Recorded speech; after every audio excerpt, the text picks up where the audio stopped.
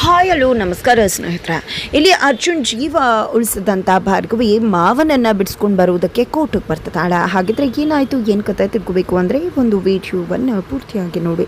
ಇಲ್ಲಿ ಗಾಯತ್ರಿ ದೇವಿ ಯಾವುದೇ ಕಾರಣಕ್ಕೂ ಜೆ ಪಿಯನ್ನು ಬಿಡಿಸೋದಕ್ಕೆ ಯಾರೂ ಬರುವುದಿಲ್ಲ ಅಂತ ಅಂದ್ಕೊಂಡಿದ್ದಾರೆ. ಯಾಕಂದರೆ ಅಲ್ಲಿ ಅರ್ಜುನ್ ಹಾಸ್ಪಿಟಲಲ್ಲಿದ್ದಾರೆ, ಜೊತೆಗೆ ಇಲ್ಲಿ ಭಾರ್ಗವಿ ಕೆಲಸ ಮಾಡ್ತಿಲ್ಲ ಅಂದಮೇಲೆ ಯಾರು ಬಿಡಿಸ್ಕೊಂಡು ಬರ್ತಾರೆ ಅಂತ.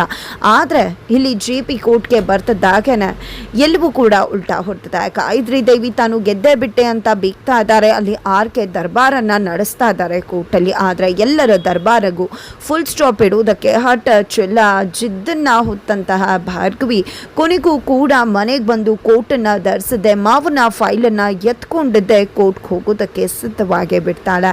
ಇತ್ತ ಕಡೆ ಜೆ ಪಿಯನ್ನು ಯಾರು ಲಾಯರೇ ಬಂದಿಲ್ವಲ್ಲ ಅಂತ ಜಡ್ಜ್ ಪ್ರಶ್ನೆ ಮಾಡಬೇಕಾದ್ರೆ ಆರ್ಕೆ ಬಂದಿದ್ದೆ.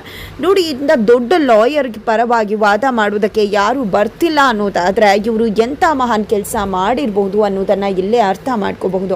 ನಾನೇನು ವಾದ ಮಾಡಬೇಕು, ಪ್ರತಿವಾದ ನಡೀಲಿ ಅಂತ ಅಂದ್ಕೊಂಡೆ, ಆದರೆ ಇವರ ಪರ ವಾದ ಮಾಡೋದಕ್ಕೆ ಯಾರು ಬರ್ತಿಲ್ಲ ಅನ್ಬೇಕಾದ್ರೆ ಏನು ಮಾಡೋಕ್ಕಾಗತ್ತಾ?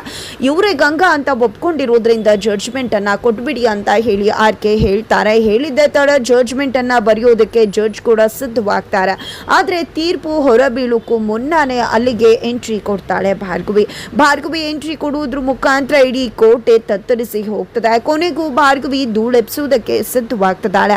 ನಾನು ಮತ್ತೆ ಕೋರ್ಟ್ಗೆ ವಾಪಸ್ ಬಂದಿದ್ದೀನಿ, ಜಿ ಪಿ ಅವರ ಪರವಾಗಿ ನಾನು ವಾದ ಮಾಡ್ತಾ ಇದ್ದೀನಿ ಅಂತ ಹೇಳಿ ಪಿಟಿಷನ್ ಅನ್ನ ಹಾಕೋದ್ರ ಮುಖಾಂತರ ಗಾಯತ್ರಿ ದೇವಿಗೆ ಅಂತ್ಯವನ್ನ ಹಾಡುವುದಕ್ಕೆ ಸಿದ್ಧವಾಗ್ತದಾಳೆ ಭಾರ್ಗವಿ. ಹಾಗಿದ್ರೆ ಏನಾಗುತ್ತೆ ಮುಂದೆ ತಿಳ್ಕೋಬೇಕು ಅಂದ್ರೆ ಮುಂದಿನ ವಿಡಿಯೋಗೆ ವೇಟ್ ಮಾಡುವುದನ್ನ ಯಾವುದೇ ಕಾರಣಕ್ಕೂ ಕೂಡ ಮರಿಬೇಡಿ. ಜೊತೆಗೆ ಇಲ್ಲಿ ಗಾಯತ್ರಿ ದೇವಿಗೆ ಶಿಕ್ಷೆ ಆಗುವುದಂತೂ ಕಟ್ಟಿಟ್ಟ ಬುತ್ತಿ, ಬಟ್ ಎಷ್ಟು ವರ್ಷಗಳ ಶಿಕ್ಷೆ ಆಗತ್ತೆ ಅನ್ನೋಕ್ಕಿಂತ ಖಂಡಿತವಾಗಿಯೂ ಕೂಡ ಆಜೀವ ಪರ್ಯಂತ ಶಿಕ್ಷೆ ಆಗೇ ಆಗತ್ತೆ. ಬಟ್ ಹೇಗೆ ವಾದ ಮಾಡ್ತಾಳೆ